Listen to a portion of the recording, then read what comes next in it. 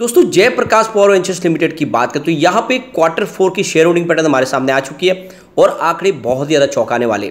यहाँ पे एफआई और डीआई ने जम के खरीदारी की है और जो होल्डिंग कम हुई है तो वो जनरल पब्लिक की है, जहाँ पे लोग लगातार कह रहे थे कि सिर्फ जनरल पब्लिक को यहाँ पे फंसाया जा रहा है और एफआई डीआई यहाँ से निकल रहे हैं, लेकिन इसका उलट हो गया है। यहाँ पे देख सकते हो कि जनरल पब्लिक ने तो अपने शेयर बेचे, लेकिन एफआई डीआई ने जम के खरीदारी की है और जिस तरह से एफआई बाजार में फिर से लौट आए, लग रहा है कि अब जेपी पावर में उनकी खरीदारी और बढ़ सकती है।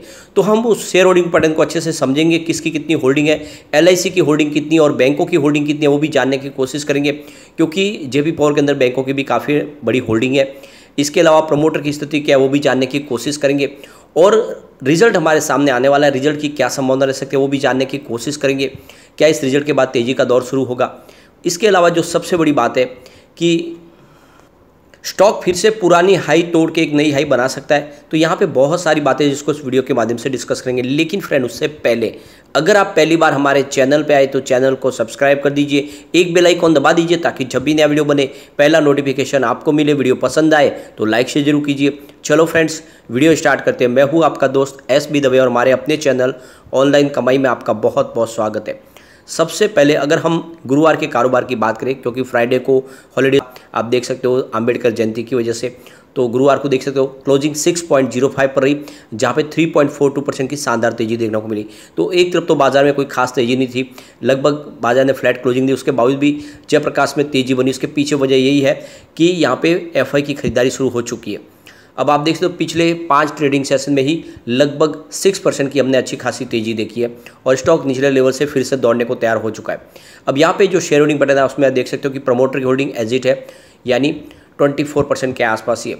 अब यहाँ पे जो सबसे बड़ी बात है कि प्रमोटर ने अपने गिरवी शेयरों को कम किया है। जून में देख सकते हो 94% के शेयर उनके गिरवी थे, जो पिछले क्वार्टर में Q3 में उन्होंने 79.20 पर लाई होल्डिंग, और अभी भी गिरवी शेयर उतनी है, लेकिन प्रमोटर ने अपने कुछ शेयरों को छुड़ाया। ये एक उनकी ईमानदार पहल जरूर है। अब एफआई की बात करें तो देख सकते हो कि जून में उनकी 2.83% की होल्डिंग थी, दिसंबर में बढ़ के 3.67% हुई और इस बार देख सकते हो कि होल्डिंग 4.97% के आसपास आ गई है। तो यहाँ पे देख सकते हो कि एफआई लगातार अपनी होल्डिंग को बढ़ा रहे हैं, यहाँ पे ये बहुत बड़ी बात है। तो लगातार एफआई की होल्डिंग बढ़ी है और इस बार भी ज़बरदस्त होल्डिंग बढ़ी है एफआई की। अगर हम एफआई की संख्या की बात करें तो पहले देख सकते हो कि कुछ कम हुआ, एक एफआई कम हुए, भले ही आप देखो होल्डिंग बड़ी हो, लेकिन 99 की जगह पे 98 हुए, लेकिन जो एफआई है उन्होंने यहाँ पे निवेश को बढ़ाया। इसके अलावा इंस्टीट्यूशनल इन्वेस्टर ने भी काफ़ी अच्छी होल्डिंग बढ़ाई है। अब यहाँ पे अगर हम देखें तो आप ये समझ सकते हो कि एफआई की होल्डिंग लगभग 5% के आसपास आ चुकी है, जो बहुत ही अच्छी बात है। और यहाँ पे डीआई की होल्डिंग भी अगर देखें तो वो करीब 23.30% के आसपास है और जनरल पब्लिक की 48% के आसपास है। अब यहाँ पे अगर हम फॉरेन पोर्टफोलियो इन्वेस्टर कैटेगरी 1 में देखें तो यहाँ पे 4.72% की आपको होल्डिंग दिखाई देगी और उनकी संख्या करीब 65 के आसपास है। फॉरेन पोर्टफोलियो इन्वेस्टर कैटेगरी 2 में 0.25% की होल्डिंग है और उनकी संख्या 6 है। इसके अलावा बैंक्स की होल्डिंग टोटल देखें तो 20.77% की होल्डिंग है, यानी बैंकों की यहाँ पे भारी होल्डिंग है और 12 बैंक है जो यहाँ पे निवेश कर चुके हैं, जिसमें आप देख सकते हो आईसीआईसीआई बैंक की होल्डिंग 9.97% के आसपास है, यानी लगभग 10% के आसपास होल्डिंग आईसीआईसीआई बैंक की हुई है यहाँ पे। सेंट्रल बैंक ऑफ इंडिया की देखें तो 3.67% की होल्डिंग है। इसके अलावा कैनरा बैंक मुंबई 2.44% की होल्डिंग उनकी भी है। इसके अलावा देखें तो यहाँ पे इंश्योरेंस कंपनी यानी life insurance corporation of India ने भी यहाँ पे 1.38% की होल्डिंग ली हुई है, जो काफ़ी अच्छी बात है। अब यहाँ पे देख सकते हो कि इंडिविजुअल इन्वेस्टर, ऐसे इन्वेस्टर जिनकी होल्डिंग 2 लाख रुपए से ज़्यादा है, उनकी हम यहाँ पे देखें परसेंटेज तो 20.31% है। और ऐसे इन्वेस्टर जिनके शेयर होल्डिंग पैटर्न में अगर आप देखें उन्होंने जो शेयर निवेश किया वो उसकी जो अमाउंट है वो 2 लाख से नीचे, तो वो 19.03% के आसपास, यानी लगभग सेम ही है दोनों की, यानी 20% के आसपास की दोनों की होल्डिंग है। इसके अलावा देखें तो एनी अदर स्पेसिफाई में 5.30% की होल्डिंग है। इसमें आप देख सकते हो कि जेपीवीएल ट्रस्ट थ्रू नरेश चंद्र तलवार है, इनकी 5.02% की होल्डिंग है। ट्रस्ट की होल्डिंग 5.02% है। इसके अलावा नॉन रेसिडेंशियल रिपर पार्टीज़ है, उनकी 0.24% की होल्डिंग है। अब यहाँ पे देख सकते हो माँ भद्रा कंस्ट्रक्शन लिमिटेड की भी यहाँ पे होल्डिंग है करीब 1.44% की। बॉडीज कॉर्पोरेट की यहाँ पे होल्डिंग 3.41% है और एनआरआई की होल्डिंग यहाँ पे 0.59% है और investor education and protection fund की भी यहाँ पे 0.03% की होल्डिंग है। तो ये आप देख सकते हो शेयर होल्डिंग पैटर्न, जिसमें आपको समझ में आएगा कि एफआई ने यहाँ पे जम के खरीदारी की है और एफआई बाजार में फिर से लौट आए तो इसका पॉजिटिव इफेक्ट यहाँ पे जेपी पावर में देखने को मिल सकता है। अब एफआई लगातार बायर बने हुए देख सकते हो, 3 अप्रैल को उन्होंने 321 करोड़ का नया इन्वेस्टमेंट किया है। 5 अप्रैल को उनकी खरीदारी 806 करोड़ रुपीज़ के आसपास थी। 6 अप्रैल को 475 करोड़ रुपीज़ की उनकी खरीदारी ज़्यादा थी बिकवाली के तुलना में, और 10 अप्रैल को उन्होंने 880 रुपीज़ की प्योर खरीदारी की है।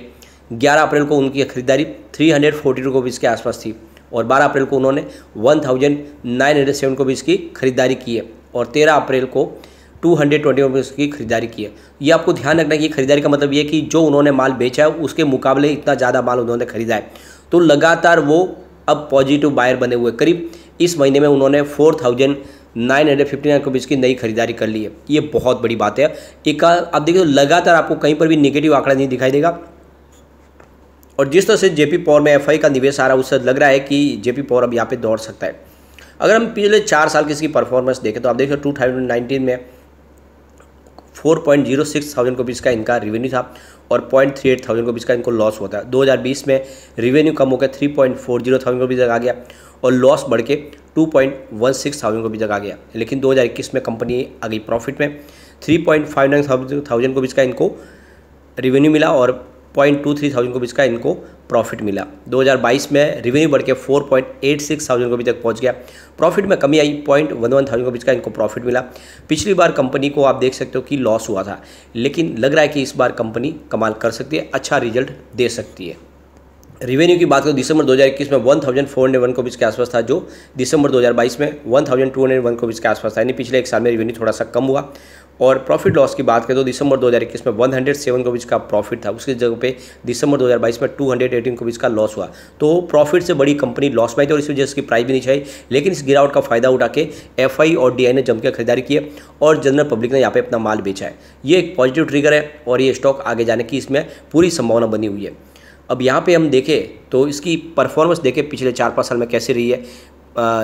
यहाँ पे पावर इंडेक्स के मुकाबले और बीएसई स्मॉल कैप के मुकाबले तो देख सकते हो कि पिछले 5 साल के हिसाब से जयप्रकाश पावर वेंचर्स ने 5.86% का पॉजिटिव रिटर्न दिया। इस दौरान बीएसई पावर इंडेक्स में 10.75% की तेजी थी और बीएसई स्मॉल कैप में 9.43% की तेजी थी। तो यहाँ पे लूजर आपको जेपी पावर दिखाई देगा। 3 ईयर के हिसाब से देखें कोविड काल के उस समय तो 92% का ज़बरदस्त रिटर्न दिया है जेपी पावर ने। इस दौरान बीएसई पावर इंडेक्स में 36% की तेजी बनी और स्मॉल कैप 39% दौड़ा। तो यहाँ पे विनर आपको 3 ईयर के हिसाब से जेपी पावर दिखाई देगा। 1 ईयर के हिसाब से जेपी पावर 24% गिर चुका है और बीएसई पावर इंडेक्स में भी 23% की गिरावट हुई है, स्मॉल कैप में 4% की गिरावट है। तो यहाँ पे गिरावट लगभग पावर इंडेक्स के जितनी है, दूसरे जितने पावर के शेयर गिरे उतना ही लगभग जेपी पावर भी गिरा है। अब यहाँ पे 3 मंथ के हिसाब से देखें तो बीएसई जेपी पावर की बात करें तो यहाँ पे 16% की गिरावट हुई है और बीएसई पावर इंडेक्स भी 16% ही गिरा है। यहाँ पे स्मॉल कैप में 2% की गिरावट है। तो 3 मंथ के हिसाब से भी गिरावट उतनी है जितनी दूसरे पावर सेक्टर के शेयरों में। तो यहाँ पे कोई इसमें स्पेशल ज़्यादा गिरावट नहीं हुई है। 1 मंथ के हिसाब से देखें तो 6% की गिरावट है जेपी पावर में। इस दौरान बीएसई पावर इंडेक्स 1.74% दौड़ा और बीएसई स्मॉल कैप में 0.71% की गिरावट थी। तो 1 मंथ के हिसाब से फिर से आपको लूजर जेपी पावर दिखाई देगा इस समय। ईयर टू डेट के हिसाब से 19% की गिरावट हुई है जयप्रकाश पावर वेंचर्स में और पावर इंडेक्स में 16% की गिरावट है। बीएसई स्मॉल कैप 2% की गिरावट है। तो इतनी कोई बड़ी गिरावट नहीं है, क्योंकि जिस तरह से पावर इंडेक्स ने निगेटिव रिटर्न दिया वैसे ही इसने भी दिया है। ओवरऑल देखें तो जिस तरह से अब बाजार में फिर से लौट के आ गए हैं, तो यहाँ पे देख सकते हो जल्दी ही हमारे सामने Q4 का रिजल्ट आएगा और रिजल्ट इस बार बेहतर रहने की पूरी संभावना है, क्योंकि आप देख सकते हो इलेक्ट्रिसिटी कंजम्पशन बढ़ा है तो उसका बेनिफिट देखने को मिल सकता है। दूसरी तरफ अगर आप देखें तो सरकार की तरफ से भी पावर सेक्टर को बहुत सारी राहत दी जा रही है और कंपनी भी लगातार अपने बिजनेस को बढ़ाने की कोशिश कर रही है। पिछले दिनों उन्होंने कोल माइंस और एक्वायर किए, इस तरह से इनके पास अभी 2 कोल माइंस है, तो वो भी प्रॉब्लम नहीं, इनकी कोयले खुद की कोल माइंस की वजह से बिजनेस बढ़ने की संभावना काफ़ी ज़्यादा हो चुकी है। तो रिजल्ट का इंतजार करना होगा और रिजल्ट इस बार बेहतर रहने की संभावना काफ़ी ज़्यादा है। पिछली बार जितना लॉस इस बार होने की संभावना कम है, तो फिर तेजी का दौर भी शुरू हो सकता है। लेकिन फ्रेंड, कोई भी इन्वेस्टमेंट करने से पहले अपने फाइनेंशियल एडवाइजर से बड़े ले ले या अपना खुद का रिसर्च करें, क्योंकि मैंने वीडियो आपके एजुकेशनल पर्पज़ के लिए ही बनाया। वीडियो पसंद आए तो लाइक शेयर जरूर कीजिए और चैनल को सब्सक्राइब कर दीजिए। Thank you friend.